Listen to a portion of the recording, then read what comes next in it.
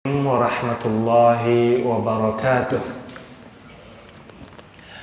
Alhamdulillahilladzi arsala rasulahu bil huda wa dinil haqq liyudhhirahu 'alad dini kullih wa kafa billahi shahida. Asyhadu an la ilaha illallah wahdahu la syarikalah wa asyhadu anna Muhammadan 'abduhu wa rasuluh. Allahumma shalli wa sallim ala sayyidina Muhammad Sayyidil Anbiya wal Mursalin wa Qaidil Mujahidin wa Imamil Muttaqin wa la udwana illa ala zalimin. Yang semuliakan pengurusi masjid serta ahli jawatan kuasanya, tuan-tuan imam, tuan-tuan bilal, para asatizah, para tuan-tuan guru, sidang jemaah hadirin hadirat yang dimuliakan oleh Allah SWT. Alhamdulillah, syukur pada Allah SWT. Allah menemukan kembali kita di rumah Allah yang mulia ini. Semoga hidup kita sentiasa dapat berkat rahmat pada Allah SWT. Sebelum saya pergi lebih lanjut, tuan-tuan, kalau ada kereta siapa-siapa tuan-tuan yang terblok, tolong bagi tahu saya, yang tak boleh nak keluar. Taib, sidang jemaah yang berbahagia. Pada minggu lepas saya dah bicarakan tentang kekeliruan yang ditimbulkan oleh kelompok Melayu murtad tentang persoalan Nabi Muhammad diutuskan untuk membunuh orang kafir, sedangkan Jesus mengajak kepada kedamaian. Saya dah jelaskan 2 minggu turut-turut kita bicarakan. Minggu yang pertama kita bicarakan tentang hadis yang bunyi umirtu an uqatilan nasa hatta yashhadu alla ilaha illallah. Aku diperintahkan untuk membunuh semua manusia hinggalah mereka mengucap la ilaha illallah. Saya jelaskan apa maksud hadis ini dan apa yang dijelaskan oleh Dr. Yusuf Al-Qaradawi tentang kewajipan jihad yang diperintahkan oleh Allah SWT. Bilakah jihad ini diwajibkan? Kemudian kita mengimbau sejarah peperangan demi peperangan yang dilalui zaman Nabi Muhammad SAW, daripada peperangan Badar sampai peperangan Tabuk, satu persatu. Tidak ada satu perang pun yang dilalui oleh Rasulullah SAW disebabkan oleh umat Islam. Semua peperangan ini, sama ada peperangan Badar, peperangan Uhud, peperangan Khaybar, peperangan dengan orang-orang Yahudi, peperangan Bani Nadir, pembukaan kota Mekah, dan peperangan Tabuk, kesemuanya disebabkan oleh orang-orang kafir dan juga orang Yahudi. Minggu lepas saya bicarakan tentang etika peperangan yang diajar oleh Islam. Islam satu-satunya agama di dunia ini yang mempunyai etika peperangan. Rasulullah SAW mengajar kepada umat Islam tata krama, cara-cara, adab dalam peperangan yang tidak ada pada agama lain. Ini satu keunikan yang ada pada agama Islam, tidak ada pada agama yang lain. Hari ini tuan-tuan, saya sambung poin yang terakhir, dakwaan kelompok Melayu murtad dan juga orientalis yang menyatakan bahawa Jesus mengajak kepada kedamaian. Kalaulah Nabi kamu Muhammad mengajak manusia untuk memerangi orang kafir, membunuh orang kafir, sebaliknya Jesus menganjurkan, mengajak kepada kedamaian, siapakah yang perlu kita ikuti? Orang yang mengajak kepada peperangan seperti mana Muhammad, ataupun orang yang mengajak kepada kedamaian seperti mana Jesus? Taib, untuk kita pergi lebih jauh dahulu, kita lihat lebih jauh, kita lihat dahulu benarkah ataupun sejauh mana kebenaran dakwaan bahawa Jesus mengajak kepada kedamaian. Tuan-tuan sekalian, banyak fahaman-fahaman Islamofobia yang menyatakan bahawa Islam adalah agama yang menganjurkan keganasan. Timbulnya kelompok ISIS, Al-Qaeda, Taliban dan sebagainya menggambarkan memang Islam adalah agama yang menganjurkan keganasan, sedangkan agama Kristian mengajak kepada kedamaian. But how true? Sejauh manakah dakwaan ini benar? Sejauh manakah kebenaran dakwaan yang menyatakan bahawa Jesus datang untuk membawa kedamaian? Apa yang saya dapati dalam Bible, apa yang saya baca dalam Bible bercanggah dengan dakwaan mereka. Sebab itulah selalu ditekankan, if you want to know any religion, you must study the holy book. You want to know about Islam, you must study the Holy Quran. You want to know about Christianity, you must study the Holy Bible. You want to know Buddhism, you must study Tripitaka. Kalau kita nak tahu ajaran agama masing-masing, apa-apa agama, kena belajar, kena tahu kitab suci mereka. Nak tahu tentang agama Islam, belajar Al-Quran dan Hadis. Jangan tengok apa yang orang Islam buat dan kita kata itulah ajaran Islam. Kemungkinan apa yang orang Islam buat bukan ajaran Islam. Berapa ramai orang Islam yang tak berpuasa di bulan Ramadan? Itu bukan ajaran Islam untuk tidak berpuasa. Berapa ramai orang Islam yang minum arak? Itu bukan ajaran Islam untuk menghalalkan arak. Tengok apa yang Al-Quran ajar. Demikian juga, if you want to know Christianity, you must know the Holy Bible. Kalau kamu nak mendakwa inilah ajaran Kristian, kamu kena bawa dalil pada Bible. Jangan tengok apa yang gereja ajar, jangan tengok apa yang padri ajar, tapi tengok apa ajaran Bible. Sekiranya ajaran itu selari dengan ajaran Al-Quran, itulah ajaran Islam. Sekiranya amalan yang dilakukan oleh umat Islam tidak selari bercanggah dengan ajaran Al-Quran, itu bukan ajaran Islam. Demikian juga, sekiranya apa yang dilakukan oleh orang Kristian bercanggah dengan ajaran Bible, maka ia bukan ajaran Kristian. Kita perhatikan sejauh mana kebenaran dakwaan mereka bahawa Jesus datang membawa kedamaian, seperti mana yang termaktub dalam Bible. Ya.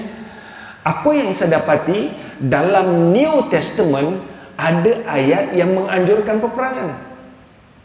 Ingat kembali tuan-tuan, Bible terbagi kepada dua, Old Testament dan New Testament. Hari ini saya akan bicarakan kedua-dua ni, ayat-ayat dalam Old Testament dan New Testament. Dalam New Testament ataupun Perjanjian Baharu, dalam Perjanjian Baharu termaktub dalam Matthew chapter yang ke-10 ayat yang ke-34 hingga 36. Apabila kita sebutkan New Testament ada 4 kitab yang besar: Gospel, Acts, Letters of Paul, and Book of Revelation. Gospel, kitab Injil, kemudian kitab Kisah Para Rasul, kemudian surat-surat Paul, dan kitab Revelation. Manakala Injil pula ada 4 kitab, iaitu Matthew, Mark, Luke, dan John. Untuk makluman tuan-tuan ya, Injil, 4 kitab ini adalah kitab yang diputuskan ataupun yang diterima pakai pada Council of Nicaea pada tahun 325 Masihi. Di kala itu berlaku satu konsel yang pertama dalam sejarah agama Kristian, ataupun muktamar yang pertama dalam agama Kristian untuk memutuskan apakah akidah rasmi bagi ajaran Kristian, sama ada akidah Tauhid ataupun akidah Trinity. 376 padri datang berbincang ketika itu dan membawa lebih 70 Injil. Namun akhirnya dalam muktamar ini memutuskan akidah rasmi bagi agama Kristian adalah akidah Trinity. Manakala mereka yang berpegang pada akidah Tauhid ditekan, ditindas, dan ramai yang dibunuh. Manakala mereka datang membawa lebih pada 70 Injil, namun dalam muktamar ini hanya menerima 4 Injil sahaja. Injil yang lain perlu dihapuskan, perlu dibakar. Barang siapa yang memiliki Injil selain 4 Injil ini, mereka boleh dijatuhkan hukum bakar sampai mati. Dan keempat-empat Injil inilah Matthew, Mark, Luke, dan John. Ini 4 Injil yang diterima pakai: Matthew, Mark, Luke, dan John. So bila saya sebutkan Matthew ini adalah Injil yang pertama yang diterima oleh mereka. Cuma tuan-tuan kena faham, apabila kita sebutkan Injil dengan apa yang disebutkan oleh orang Kristian, Injil tak sama. Fahaman orang Islam Injil ialah kitab wahyu yang diturunkan kepada Nabi Isa AS. Itu fahaman kita Injil. Tetapi kalau tuan-tuan bercakap dengan orang Kristian, Injil bagi mereka ialah the gospel as written by Matthew, Mark, Luke and John under supervision of Holy Ghost. Bukan yang diturunkan pada Nabi Isa. Injil bagi mereka ialah yang ditulis oleh Matthew, Mark, Luke dan John, keempat-empat penulis Injil ini, dan mereka dakwa keempat-empat penulis Injil ini menulis Injil di bawah supervision ataupun nasihat ataupun pemerhatian daripada Roh Kudus. Jadi fahaman kita Injil diturunkan pada Nabi Isa itu tidak ada pada mereka. Kalau ada soalan, tuan-tuan boleh tanya untuk saya jelaskan. Kalau ada persoalan, sama ada tulis ataupun angkat tangan, kalau mampu saya jawab. Okey. Injil Matthew chapter yang ke-10 ayat 34 hingga 36 ada dijelaskan, "Do not suppose that I come to bring peace to the earth. I did not come to bring peace but a sword. For I have come to turn a man against his father, a daughter against her mother, a daughter-in-law against her mother-in-law. A man's enemies will be the members of his own household." Jangan kamu sangkakan aku datang untuk membawa kedamaian di atas permukaan bumi ini. Tengok ayat ni tuan-tuan. Ini kalau tuan-tuan buka dalam Matthew, ia merupakan kenyataan Jesus sendiri ikut dakwaan orang Kristian. Bahawa Jesus menegaskan, jangan kamu sangkakan aku datang untuk membawa kedamaian di muka bumi ini. So ini jelas bercanggah dengan dakwaan mereka yang menyatakan bahawa Jesus datang untuk membawa kedamaian. Bahkan ayat ini secara terang, "Do not suppose that I have come to bring peace to the earth." Jangan kamu sangkakan aku datang untuk membawa kedamaian ke muka bumi ini. I did not come to bring peace. Aku datang bukan untuk membawa kedamaian, but a sword, tetapi peperangan. Aku datang untuk menyalakan peperangan, iaitu pedang. For I have come to turn a man against his father. Aku datang, kedatangan aku akan menyebabkan pergaduhan, peperangan di antara seorang lelaki dengan bapanya. A daughter against her mother, seorang anak wanita akan memerangi ibunya. A daughter-in-law against her mother-in-law, seorang wanita menantu perempuan akan memerangi ibu mertuanya. A man's enemies will be the member of his own household. Musuh seseorang itu akan berada dalam kalangan keluarga mereka sendiri. Dalam ayat ini secara terang dan jelas Jesus menyatakan bahawa kedatangan dia adalah untuk menyalakan api peperangan, bukan untuk membawa kedamaian. So di manakah kebenaran dakwaan kamu wahai orang Kristian, yang mana kamu mendakwa Jesus datang untuk membawa kedamaian, sedangkan dalam Matthew secara terang-terangan Jesus menyatakan bahawa do not suppose that I have come to bring peace. Jangan kamu sangkakan aku datang untuk membawa kedamaian. Ini dalam Matthew. Dalam Luke chapter yang ke-12, chapter yang ke-12 ayat yang ke-51, mungkin saya tak baca semuanya tuan-tuan, saya baca sebahagian sebab nak jimatkan masa.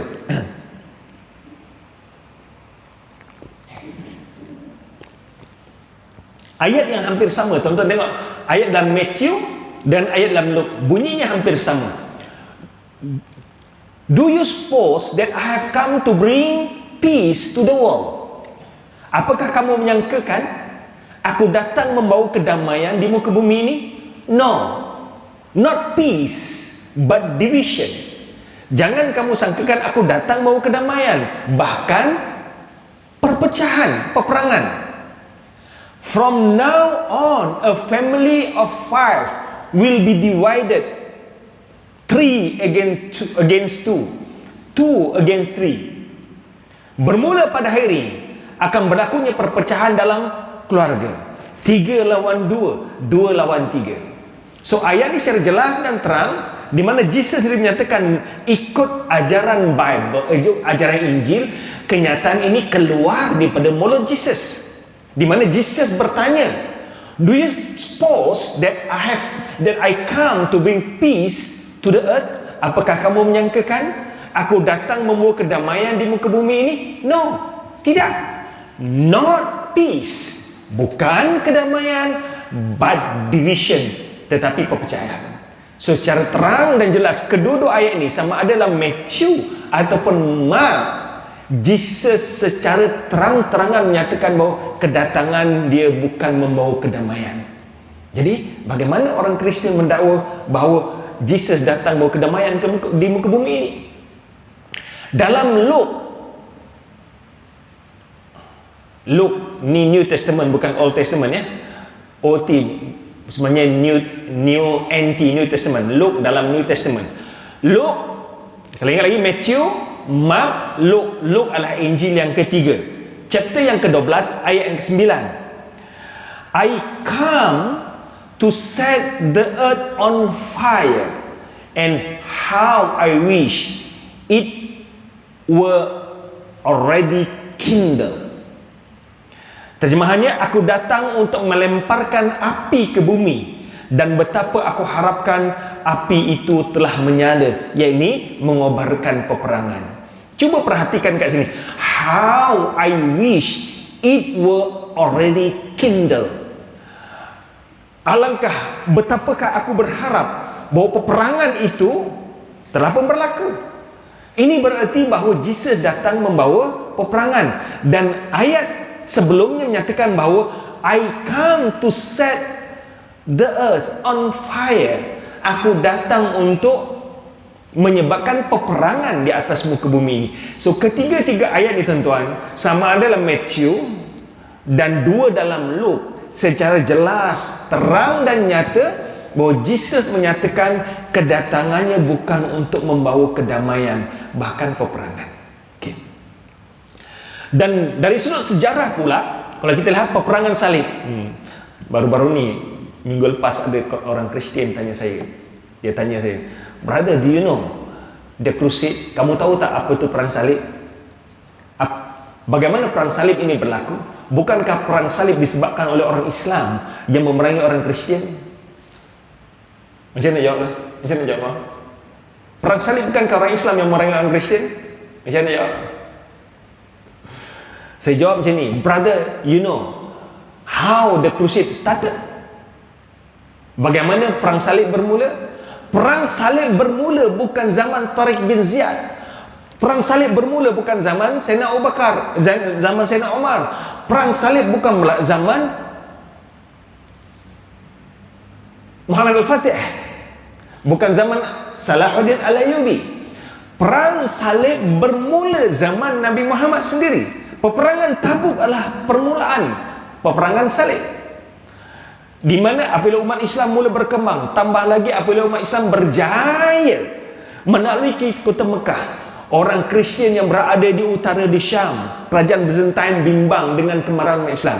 Lalu mereka menyediakan bala tentera berjumlah 100,000 orang untuk memerangi umat Islam.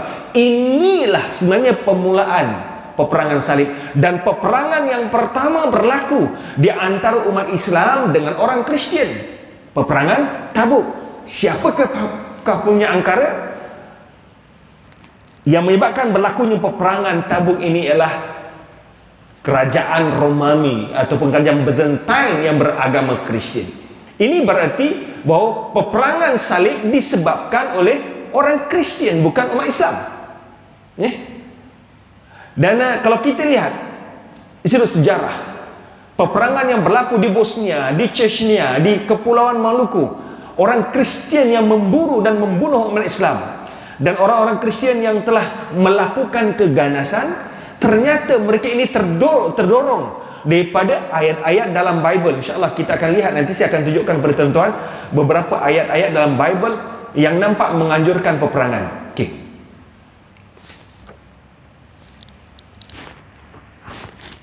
Kenapa tidak ada? Tak nampak ya? Okey. Saya teruskan.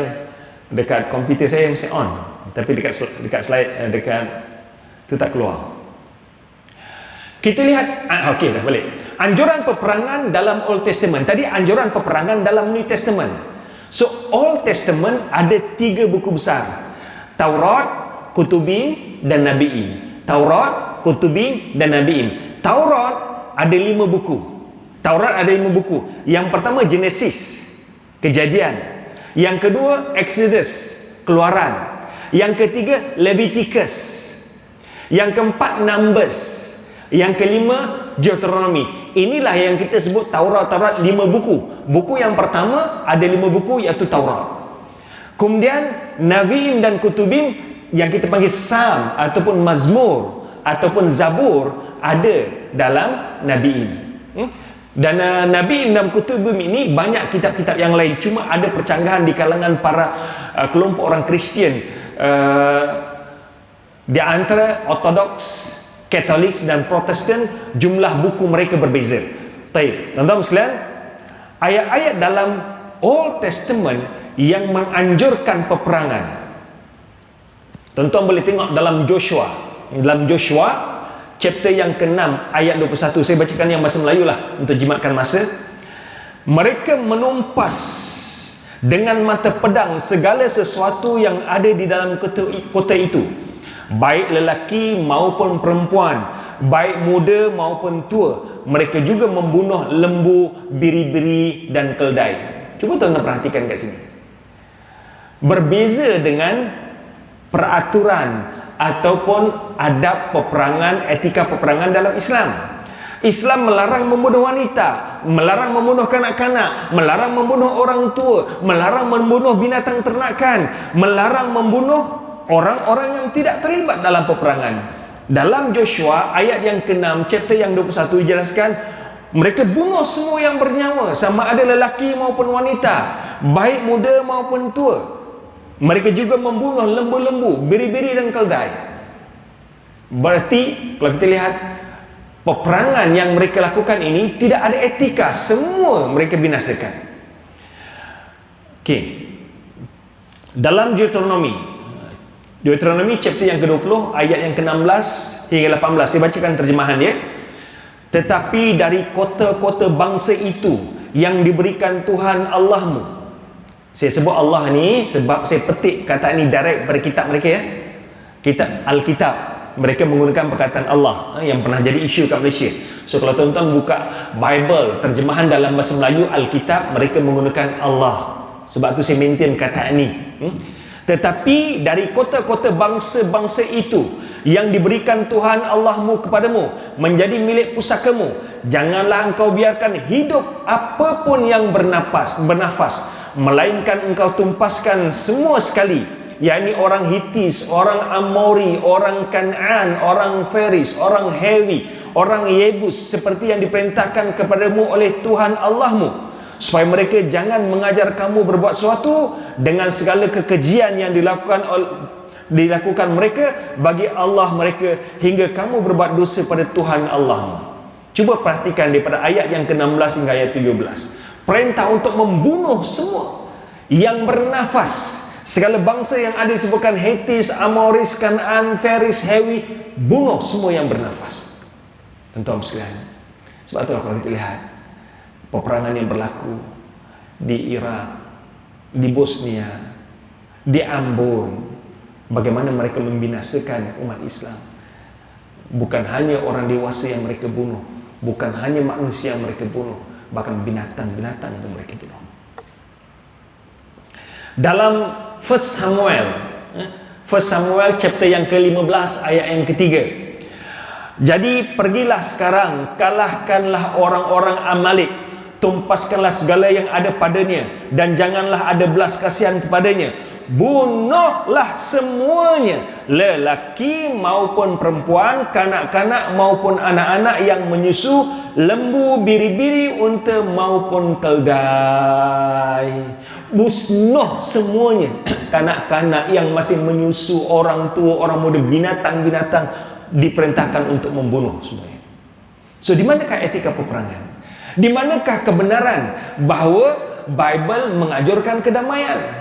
Bahkan bukan hanya peperangan, etika peperangan tidak wujud dalam ayat ini. Dan kalau kita lihat dalam lipatan sejarah, ya, lebih kurang 200,000 umat Islam yang dibunuh di Bosnia. Tahun 80-an berapa ramai orang pada Bosnia dibawa ke Malaysia. UAE ramai menerima pelajar-pelajar Bosnia. Demikian juga kalau kita perhatikan apa yang berlaku di Kosovo. Berapa ramai puluhan ribu umat Islam di Kosovo dibunuh.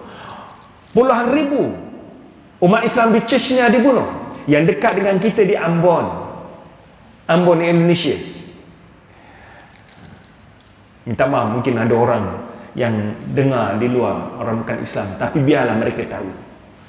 Kebanyakan orang Kristian apabila mereka minoriti, memang mereka tidak menunjukkan keganasan. Tetapi apabila mereka majoriti, maka berlakulah keganasan. Ingat tuan-tuan, di Andalus, bumi Andalus berhamburan darah. 1,2 juta umat Islam dibunuh di Andalus. So apabila kawan Kristian bertanya pada saya, bukan bertanyalah, dalam bentuk mengutuk tentang perang salib, bagaimana kekejaman yang dilakukan oleh mereka, saya tanya pada mereka, brother, do you know how Islam came to Nusantara, to Malaysia, to Indonesia? Islam datang ke Malaysia, ke Indonesia, ke Brunei ataupun kawasan Nusantara ini dibawa oleh pedagang-pedagangan dengan peace, dengan kedamaian. Sebab itulah ramai umat Melayu dan penduduk tempatan menerima Islam dengan damai, tanpa peperangan. Tetapi bermulanya peperangan di Nusantara antara orang Islam dengan orang Kristian disebabkan oleh penjajah. Sama ada penjajah Portugis, Belanda, Inggris datang ke Nusantara membawa agama Kristian dengan peperangan. Sebab itulah apabila orang Kristian menyatakan bahawa Kristian menganjurkan kedamaian, ia bercanggah dengan apa yang berlaku di Nusantara. Kristian berkembang di Nusantara ini dengan darah dan kekejaman, dengan kezaliman. Bukan hanya di Nusantara. Saya galakkan tuan-tuan buka YouTube ataupun buka video Lion of the Desert. Cerita bagaimana Omar Mukhtar melawan penjajah Itali di Libya. Lakonan Anthony Quinn, filem yang lama, it is very good film. Omar Mukhtar. Omar Mukhtar, tajuk dia Lion of the Desert. Bagaimana penjajah Itali, Perancis yang menjajah banyak negara di Afrika, bukan hanya membawa agama mereka, bahkan mengawal segala harta negara tersebut dibawa balik ke negara mereka. Sebab itulah tuan-tuan sekalian, kalau kita lihat sejarah-sejarah Melayu ini, buku-buku sejarah Melayu banyak tak wujud. Profesor Dr. Ko Kai Kim menyatakan buku-buku sejarah Melayu yang lama dah tak wujud dah. Sebab penjajah-penjajah bawa balik ke negara mereka ataupun dibinasakan. Tuan-tuan sekalian, banyak harta-harta ataupun peninggalan Nabi Muhammad juga tidak berada di negara Islam. Banyak manuskrip agama Islam yang ditulis oleh ulama-ulama Islam berada di negara-negara penjajah. Sebab apabila mereka menjajah negara Islam, mereka membawa manuskrip ini pulang ke negara mereka. Dan ingat, Sungai Furat pernah hitam kerana buku-buku yang dilemparkan ke dalam Sungai Furat. Walaupun ini dilakukan oleh bukan orang Kristian, orang Mongol. Saya nak gambarkan bagaimana ketika itu 1,6 juta umat Islam dibunuh. Sungai Furat telah pun hitam kerana dakwah buku yang dilontarkan ke dalam sungai. Kesimpulan yang boleh saya ambil kat sini, daripada 3 minggu perbincangan kita, yang pertama, peperangan dalam Islam lebih kepada mempertahankan diri daripada memulakan peperangan. Sejarah Nabi Muhammad tidak ada siapa yang boleh menafikan. Dan saya tanya pada orang-orang Kristian ni, could you prove any evidence from our Prophet Muhammad SAW bahawa Nabi Muhammad sendiri yang memulakan peperangan? Tidak ada satu peperangan pun yang dilalui ataupun disertai oleh Nabi Muhammad. Nabi Muhammad yang memulakan peperangan. Semuanya dimulakan oleh orang kafir, orang Kristian dan juga orang Yahudi. Yang kedua, sejarah membuktikan peperangan di zaman Rasulullah kebanyakan ataupun semuanya dimulakan oleh orang kafir. Yang ketiga, Islam hanya membenarkan membunuh orang kafir yang memerangi umat Islam. Sebab itu kita ada konsep kafir zimmi dan kafir harbi. Kafir zimmi perlu dirindungi sebab mereka membayar jizyah. Negara Islam perlu merinduk, menjadi kewajipan bagi negara Islam mempertahankan mereka, nyawa mereka, harta mereka. Umat Islam tidak boleh membunuh sembarangan orang kafir. Hanya kafir harbi saja yang boleh diperangi. Cuma dekat Malaysia ni kadang-kadang isu ni jadi isu politik. Bila jadi isu politik dia lari. Kita mula ta'assub pada fahaman politik. Yang keempat, walaupun Islam membolehkan peperangan, tetapi Rasulullah SAW telah mengajar adab-adab peperangan. Rasulullah telah ajar adab-adab peperangan. Yang kelima, Islam bukan saja melarang membunuh tanpa hak, bahkan Islam juga melarang untuk membunuh. Bunuh diri sendiri pun tak boleh, apatah lagi membunuh orang lain. Bunuh diri sendiri tak boleh. Dan bukan hanya adab-adab peperangan telah pun Rasulullah ajar, bahkan membunuh diri sendiri pun tak boleh. Perbezaan yang jelas antara agama Kristian dan agama Islam ialah Nabi Muhammad pernah menjadi jenderal, Jesus tak pernah jadi jenderal. Nabi Muhammad pernah menyertai peperangan, Jesus tidak pernah menyertai peperangan. Nabi Muhammad mengajar secara praktikal adab-adab peperangan, Jesus tidak pernah mengajar secara praktikal adab-adab peperangan. Ini perbezaan yang cukup jelas. Sebab Jesus tidak pernah menyertai peperangan. Nabi Muhammad pernah mengikuti peperangan, bahkan menjadi jenderal dalam peperangan. Nabi Muhammad ajar orang ramai apakah itu adab-adab peperangan. Yang ketujuh, tiada paksaan pada orang ramai untuk menerima Islam. La ikraha fid din. Tiada paksaan untuk memeluk agama Islam. Jadi kalau kita berbincang dengan orang Kristian, orang agama lain, mereka tidak memeluk agama Islam, lakum dinukum waliyadin. Bagi kamu agama kamu, bagi kami agama kami. Kita tak boleh paksa mereka untuk memeluk agama Islam. Bahkan cuma kat Malaysia benda ini kita tak berlaku lah. Moga-moga tak berlaku. Sebenarnya kalau ikut syariat Islam, lelaki boleh berkahwin dengan ahli kitab, wanita ahli kitab. Dekat Malaysia peruntukan undang-undang ini tidak ada. Kalau seorang tu nak kahwin dengan orang Islam, mereka kena memeluk agama Islam. Tetapi lelaki boleh berkahwin dengan ahli kitab tanpa ahli kitab itu memeluk agama Islam. Dan suami tidak ada hak untuk melarang isterinya pergi ke sinagog atau pergi ke gereja. Ini ikut peraturan yang disepakati oleh mazhab-mazhab yang empat. Cumanya peruntukan perundang ini tidak ada kat Malaysia. Perkahwinan berbeza agama dengan syarat mereka ahli kitab saja, agama lain tidak boleh. So di antara keunikan keindahan Islam kat sini, suami tidak boleh menghalang isterinya yang beragama Yahudi ataupun Kristian untuk pergi rumah ibadat. Tetapi anak-anak menjadi kewajipan pada suami menjaga mereka, agama mereka, didikan agama pada mereka. Perkara yang ke-8,